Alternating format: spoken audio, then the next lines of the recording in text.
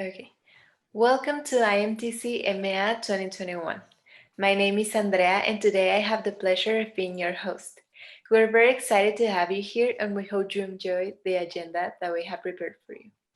This session is sponsored by Custodial Management Solutions. To learn more about our sponsor, we will watch this short video.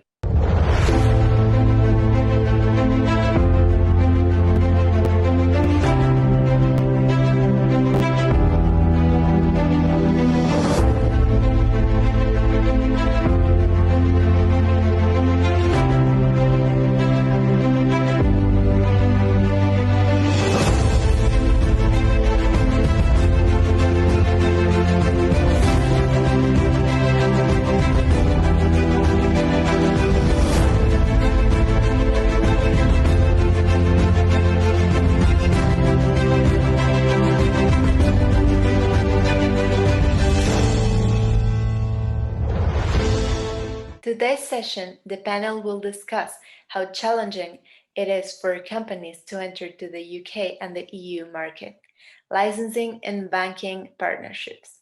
We have as moderator Hugo Cuevas Mohr, President and CEO of the Platinum Network and an expert on cross-border payments and remittances. Joining them as panelists are Munir, Senior Compliance Director of ProLegal, and Lubin Betancourt, CEO of Custodial Management Solutions. Welcome everyone, and I'll leave you the room. Thank you. Thank you very much, Andrea. So good morning, Munir, and good morning, Lubin. It's great to be with you today. My name is Hugo Cuevas Mohr. I've been in the money transfer industry for many years. I am the CEO of the Platinum Network, which produces the IMTC and Regulators events, and our Mohr World Consulting company, which is I spend most of my time helping clients like Lubin and like Munir, and the three of us, we're going to discuss some of the issues we manage with our clients and what is the best advice we give them in relation to licensing, the challenges, and also banking partnerships, or the issue of derisking, which we've been managing or trying to solve for so many years. So the first thing I want to do is I'm going to ask Munir and Lubin to introduce yourselves. Tell us a little bit about your personal history, so our viewers can know a little bit more about you, about your journey. Then we will talk about our work and our advice, etc. Munir, you're on. Good morning, Hugo. Thank you very much for having me. I'm basically really pleased to be joining today's session. I think it's very important for everyone who's going to be attending and listening to the information that's being provided from myself and, of course, all my fellow speakers who are experts in the industry. From my perspective, just to let everyone know, I've been working predominantly in the banking sector for over 15 years before commencing this business in 2010, so which adds a further 11 years experience in the regulated sector. Originally, I'm from Pakistan. I'm born and bred in the UK. Like many people who've come to the UK, my parents, they've been here since the 50s. And it's basically very interesting having gone through the banking journey, working for major banks like Barclays and RBS, and then moving into the compliance sector, and then dealing with clients who work or want to work in the regulated sector. That sort of experience has been very useful, and I'm hoping to share some great ideas and tips, having seen both sides of the coin. That's it from me. Good, thank you. Thank you, Munir. Lubin. Good morning to everybody, and good evening, and wherever and whenever you'll be seeing this video. Hugo, thank you for having me on this panel, and I think there'll be lots to discuss now and thereafter. So let me give you a quick brief to all the audience who I am and what my experience in the payments industry. So I was originally born in Colombia, arrived in the UK very young when I was 3 years old. And I've experienced money transfer since the early 80s, because I would always see my mother and my father sending money, and it was always a journey either to the post office, and then gradually firms began to actually pop up. The whole journey began in the 90s. I became part of my father's company. I took that company from a mum and pop shop to a $1.2 billion company providing B2B services in the UK, which was de-risked overnight. That's another story for another event. Have I seen de-risking in day-to-day? Probably. I don't even know how many banks I've lost or how many banks we've lost. And from that, and from the experience from dealing with customers, dealing with the regulator, dealing with law enforcement, dealing with lawyers, dealing with every single stakeholder, there is a wealth of experience that no university could ever teach you. And that is why I created Custodial Management Solutions where we are now. But what I want to provide to the audience is that knowledge that I've gained throughout the years, and allow you to think sometimes and strategize what your next step is. And I hope to do that in this session. Great. Thank you. Thank you very much, Munir and Lubin. I spent some few years of my childhood in Colombia. I was born in Guatemala, so I lived in Cali up to when I was 16, which is when I left to study in the United States and began my journey everywhere. And I've been living in the United States for almost 30 years. So we all have our journeys, and it's so beautiful about this industry is that it was built by migrants or from migrant families to serve our diasporas or diasporas from other regions and countries. And this is why it is fascinating, because this journey has had many challenges. The industry, I mean, I was in the 1990s, 1987, I began, and I experienced the risk in the changes in regulation. I mean, we came from no compliance to compliance and to every little part of that, and this industry have given even a lot to society in terms not only of services but also on technology developments to make this easier. So tell me briefly, Munir, what ProLegal does, what Munir does, and then we go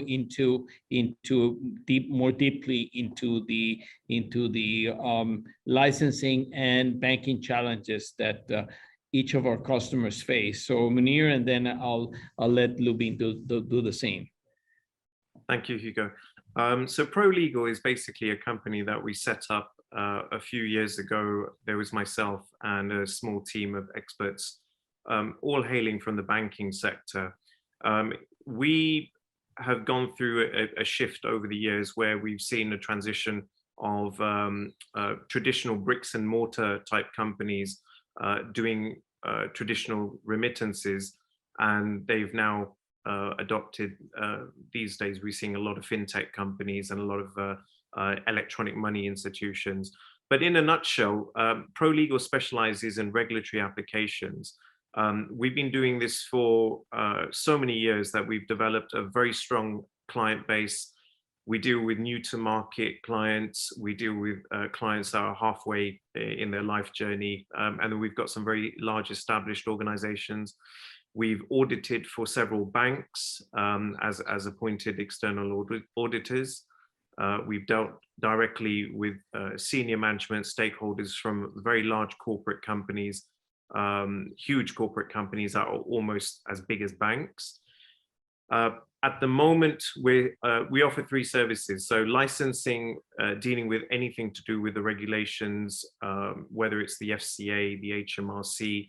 We've also done application work in Canada, in Dubai, across Europe, in Ireland, Bank d'Italia, BaFin. So there's a wide range of regulators that we've dealt with, and we've got expert partnerships across the world who can obviously help. So if we've got clients that want to get regulated in China, for example, we've got partnerships with law firms and consultancies that specialize in getting a license over there.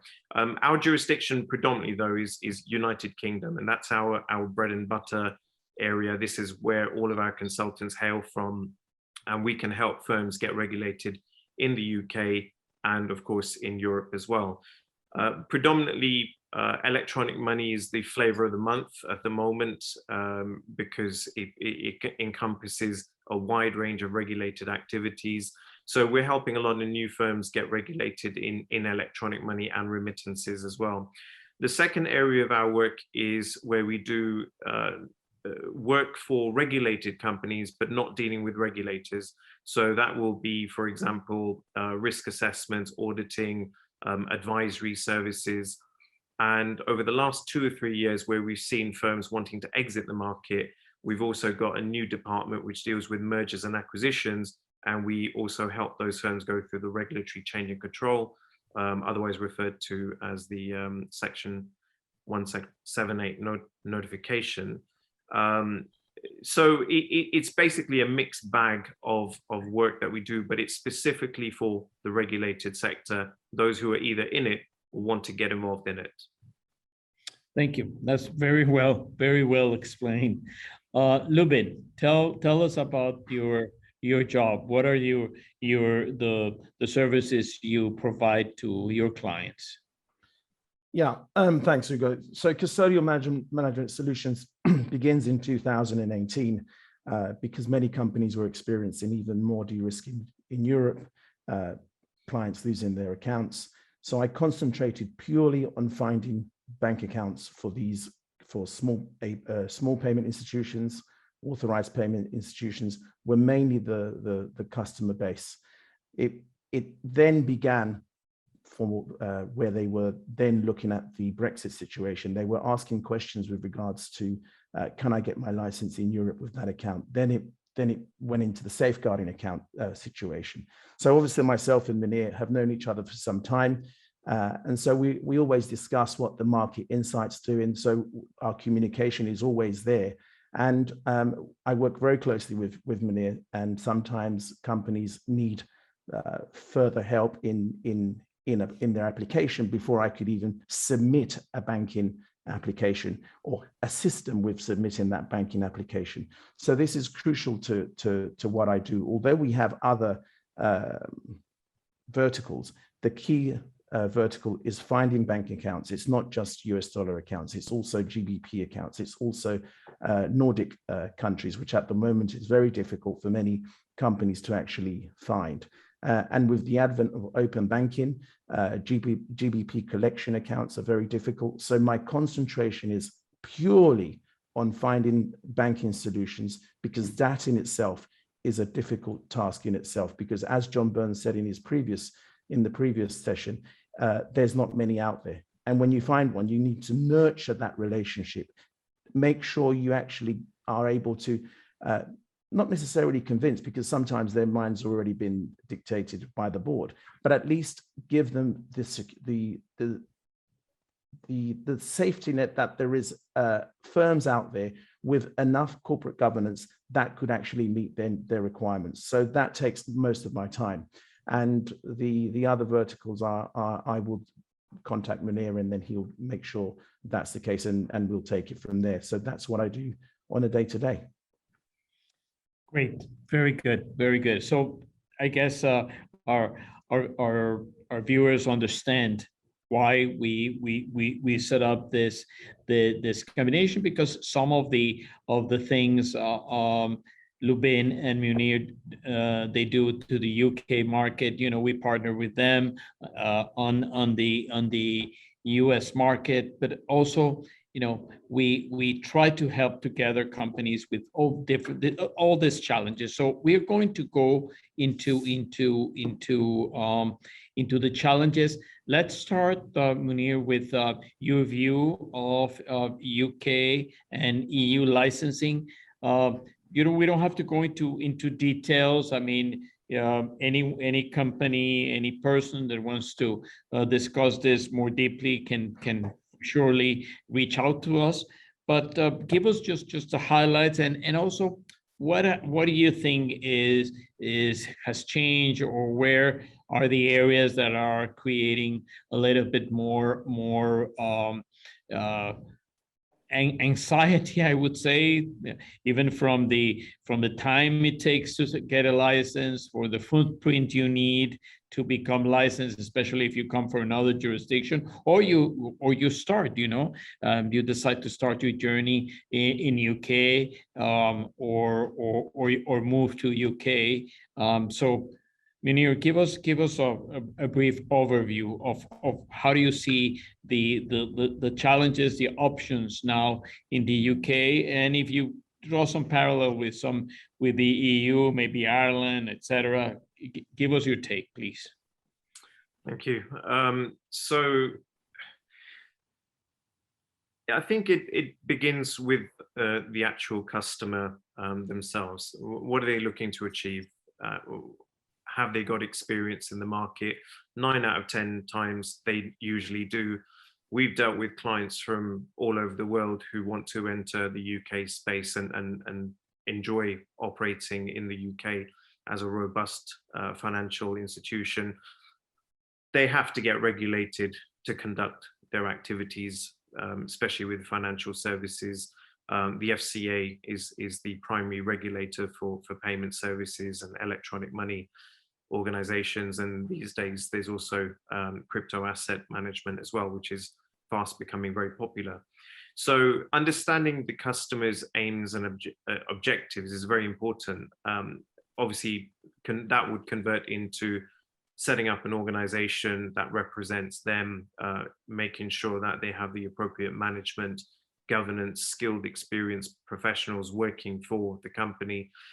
And once the company's it would be a research and development into what permissions they actually require, and then start the work and commence with writing the application. The application procedure from our perspective can take anywhere between 3 weeks to 6 weeks. There's a lot of work involved.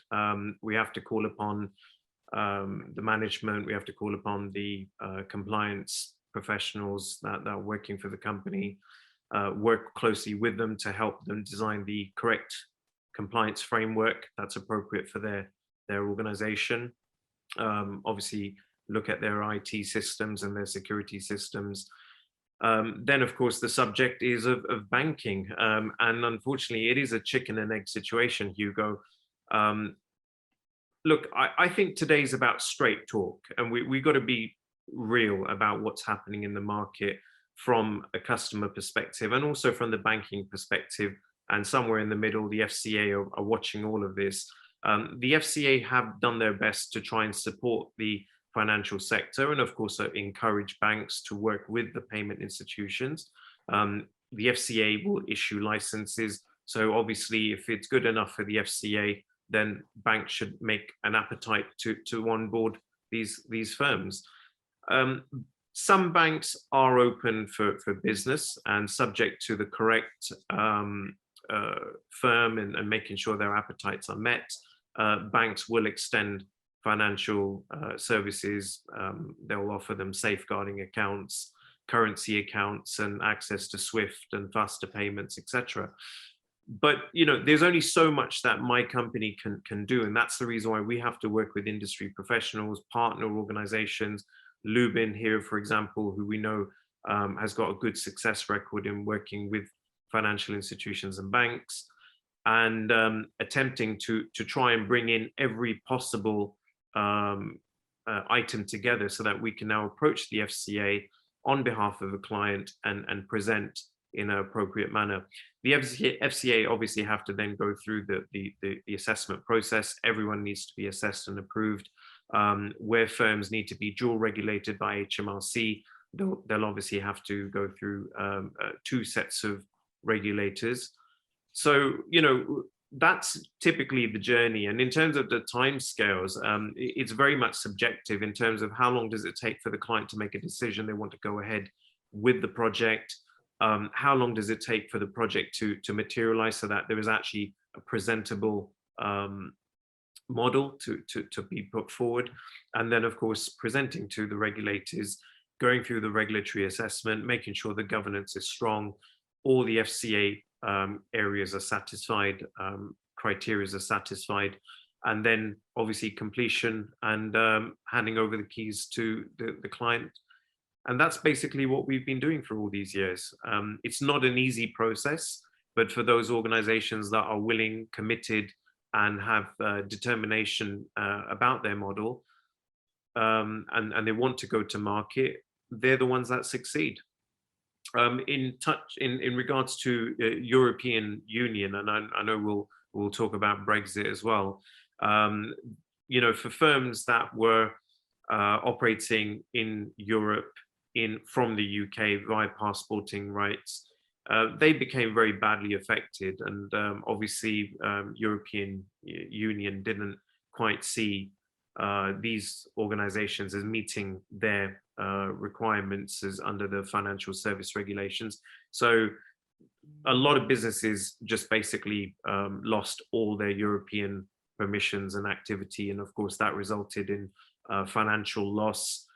So in a way, for our sector, there was a bit of a recession that was felt, and you know, it's quite sad that it happened, but it is what it is.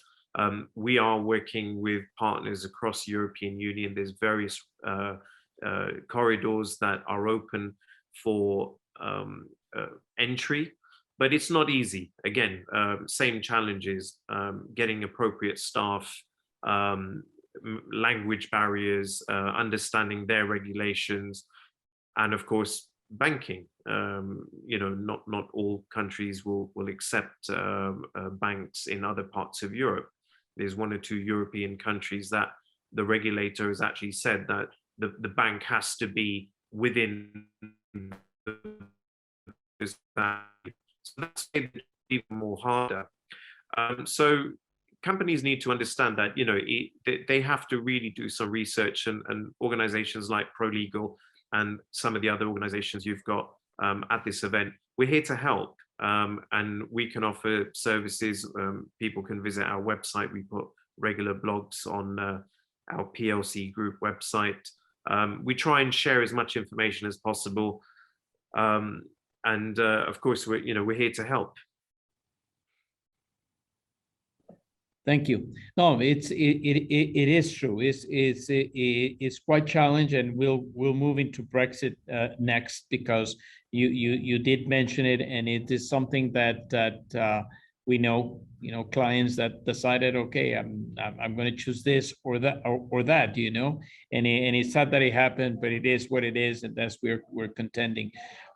Lubin, do you have something to add to what Munir said in terms of the challenges? We know banking is a challenge.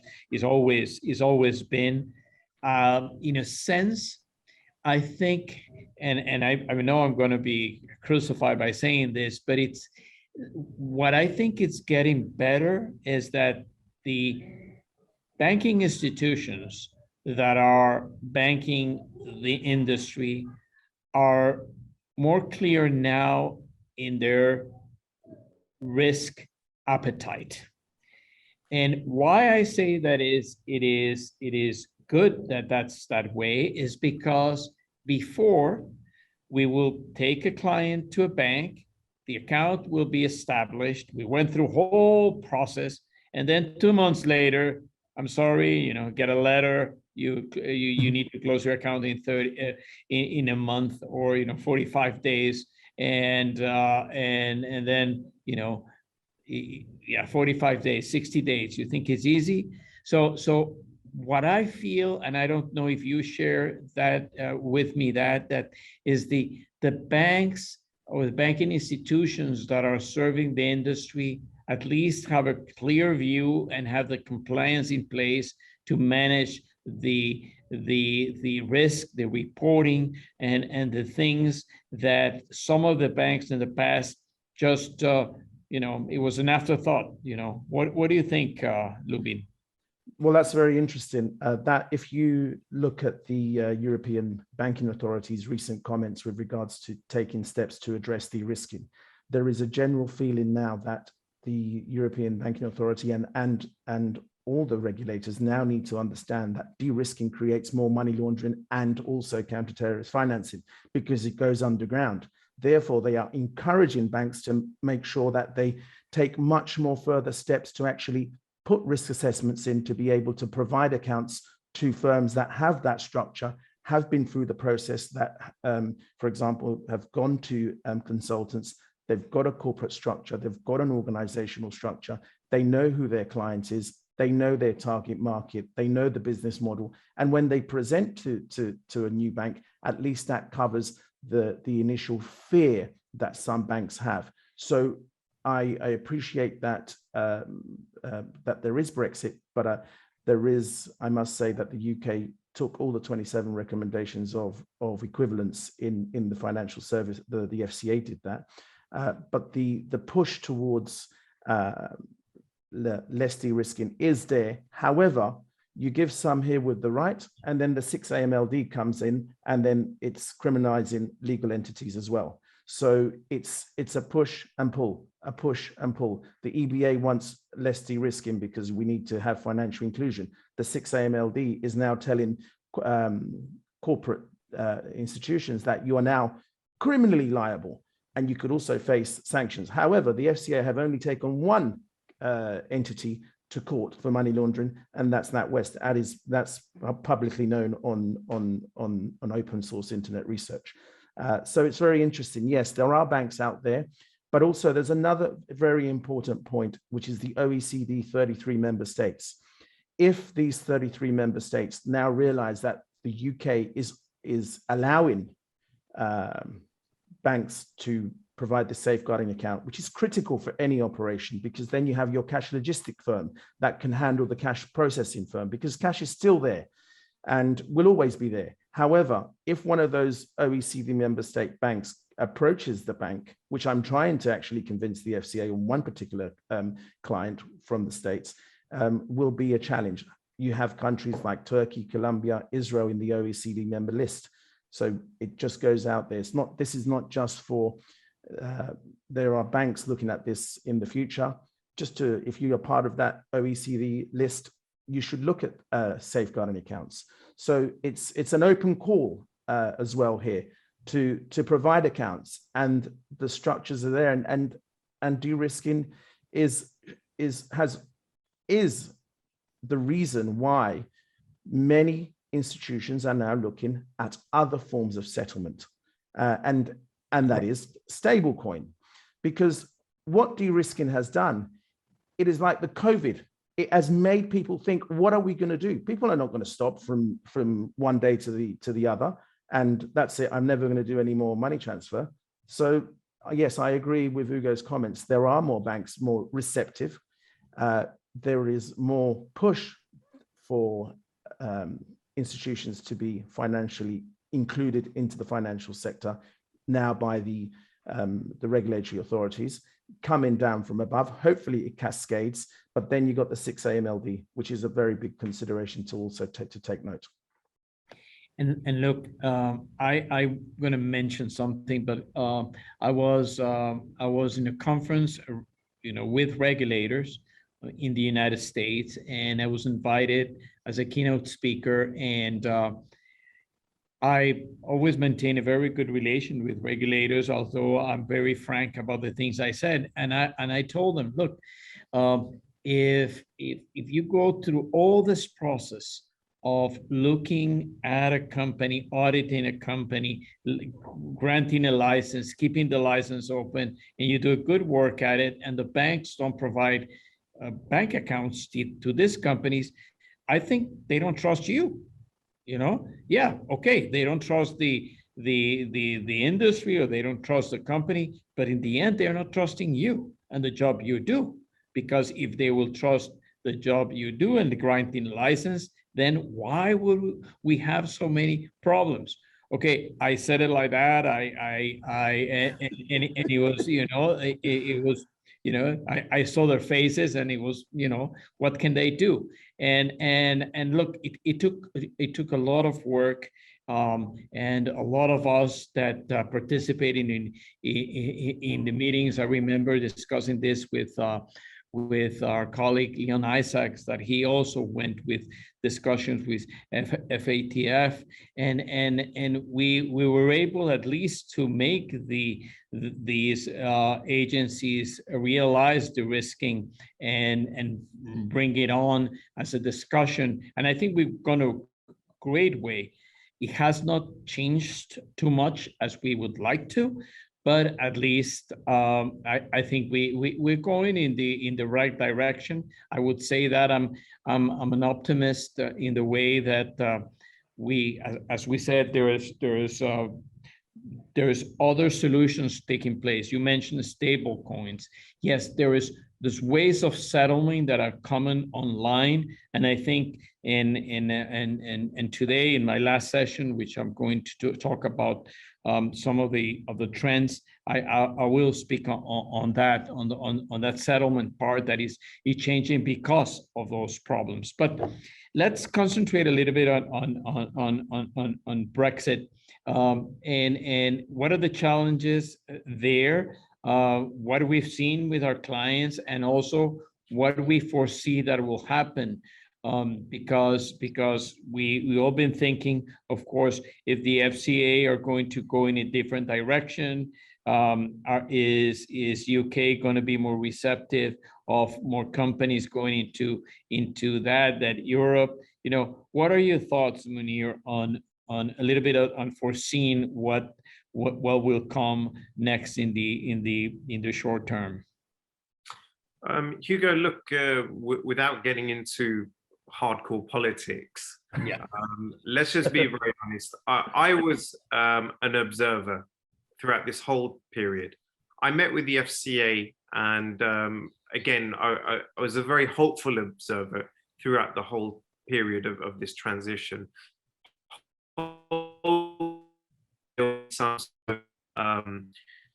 Some sort of solution for the industry, because that's what we're here for. We're here to support the industry, and a major impact like Brexit has got devastating consequences for a lot of companies. Now, I'm pretty eager. I just want to drop this in. I've just literally received a message. This I don't want to say who, but it's data protection. But a firm has literally messaged me today. It's the 8th of September. We've been on the market for 15 years. And we have established good relationships with our bank.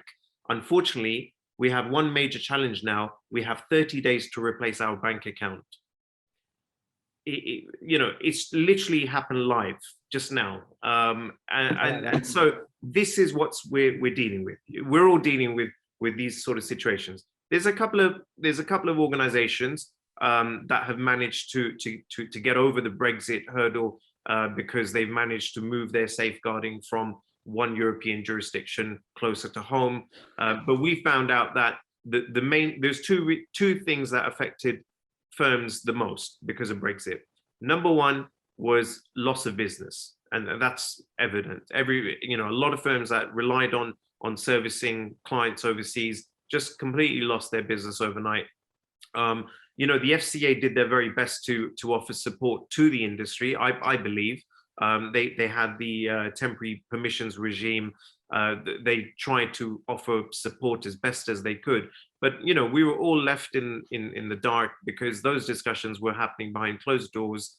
And again, like I said, I don't want to get into politics, but we just were very hopeful throughout the whole process. But now the cards have been dealt. It is what it is. If you want to work within the United Kingdom, you get regulated here. There are banks in the European Union that will service the clients and the business within the borders of the UK, but they have some obstacles, for example, gaining access to GBP accounts being a primary one. Vice versa, companies in Europe that want to operate here, they have their issues as a result of Brexit.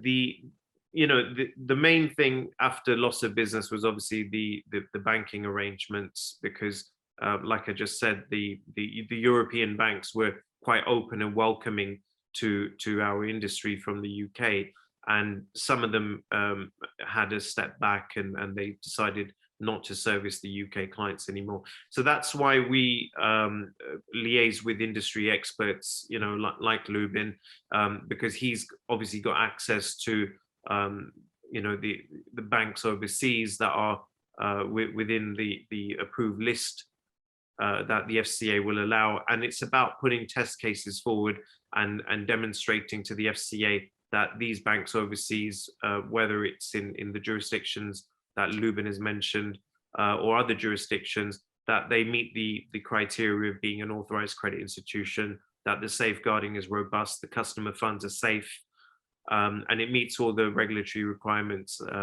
as per the regulations. The FCA then obviously have to approve that, and then the customer can go forward.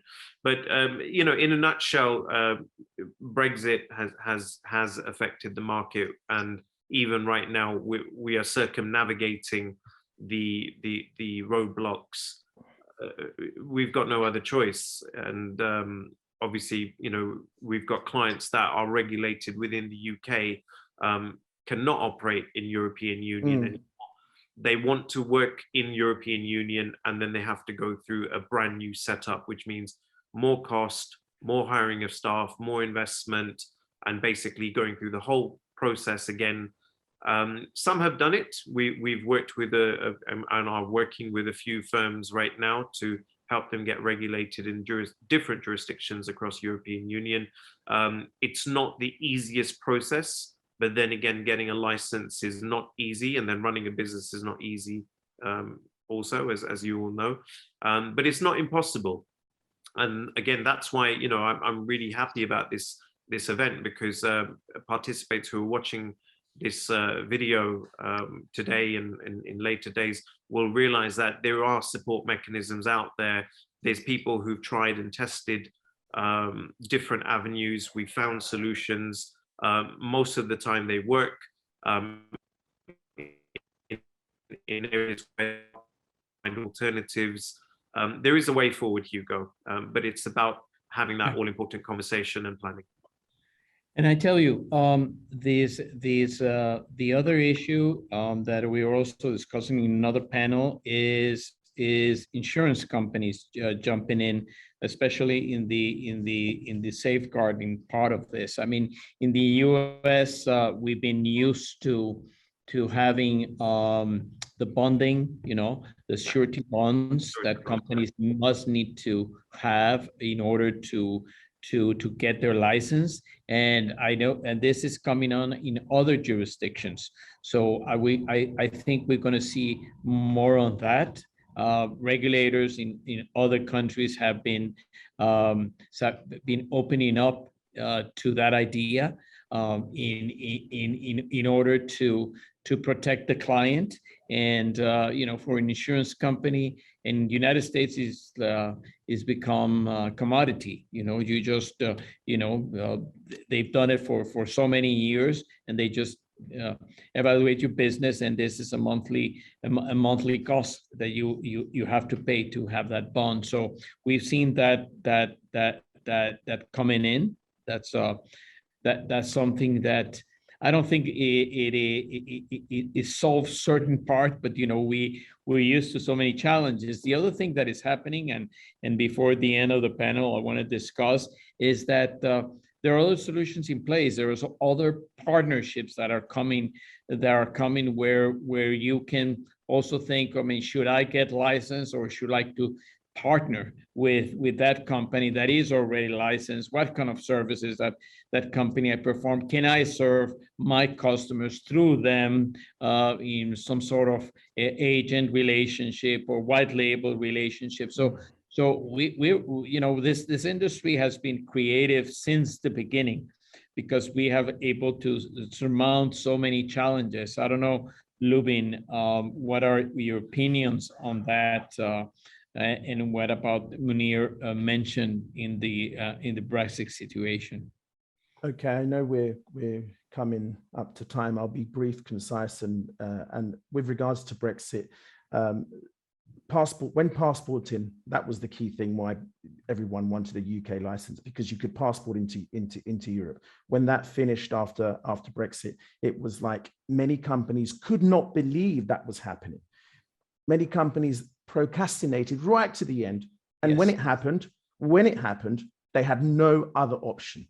I know of very large companies, 2 billion, who don't have a solution to this day. And they have to completely now manage their whole business, their customer base within the UK.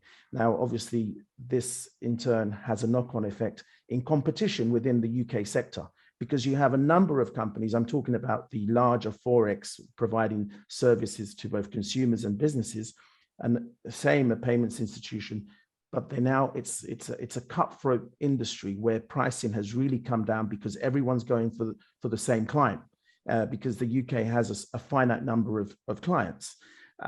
What Brexit did was it obviously can you trade with Europe under World Trade Organization rules? No, it's stricter regulatory requirements. Equivalence. The European Commission can take equivalence within 30 days. So hence nobody wants to provide services to the UK. Well, they're not allowed actually. There's interesting reports on the Khalifa review, which was by Lord, I can't remember his name. The Khalifa review expresses the forward vision of the UK government post-Brexit. You can Google that and see the whole Khalifa review, and that's quite interesting, which it wants the UK to be a hub for fintech from wherever it may be.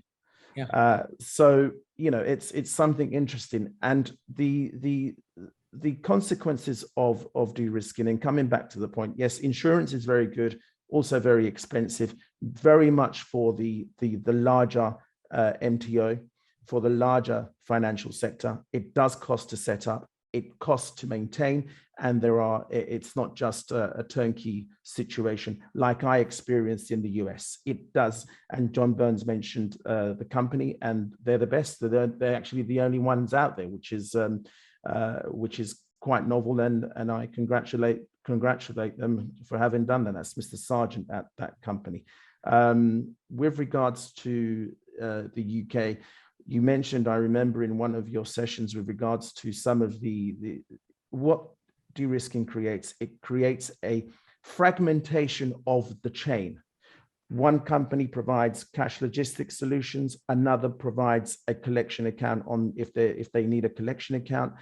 Then you have another account in the US for your US dollar wire settlements. So the whole cost is now increasing. The whole fragmentation is now being dictated either by 2-3 companies. De-risking doesn't also come from a bank. It's very important to address that. De-risking also comes from a government. Maybe de-risking comes from the regulator itself. De-risking is a word that isn't just for the bank itself. De-risking happens even in your day-to-day onboarding. You onboard who you think is less risk. So at the end of the day, you want to avoid also, and this goes to all the audience anywhere in the world. Also, I'd like to mention El Salvador yesterday started receiving Bitcoin and nobody's mentioned that. Another important factor that we haven't addressed in any of our talks in the IMTC conference is the internet news media. It is now a requirement for companies to see your internet. If you have bad comments on the internet, then that's a risk. So you could be de-risked even if you've, say, 10 years ago had an issue with someone, and it's no good. So now this is companies. It's de-risking has now created a public relations department in your company. You have to look at everything: your past, your future, how you comport yourself in the institution, outside, and wherever you are. So it's something to be aware for everyone. Yeah, no, it is tough. Look, gentlemen, great discussion. I hope anyone listening today or later on when they watch it in their own time, you can always reach out to us through IMTC, the social media channels, or our customer service email, et cetera, or directly to Munir and Lubin. And we're pleased to engage. We help companies, we give them the best advice. And if they think that we can help them some way, we work together. This industry is very collaborative and all consultants in this industry, there are not that many, I would say, but we all work together in a way because we know each other and we try to do what is best for the industry. So thank you very much, Andrea. We're back to you. Thank you, Munir and Lubin for this great discussion. See you in Miami. I hope so. Yes, I'll see you. Definitely. Bye-bye. Thank you, Hugo. Thank you. Thank you very much to our speakers and to all of you for your presence. We hope you have enjoyed this session, and we also like to thank our sponsor, Custodial Management Solutions, who is giving away a $50 Visa card to one of the attendees of this session. Check out our winner on our social media platforms. I'll remind you that this session is being recorded and it will be available on the PNET platform. See you in the next session.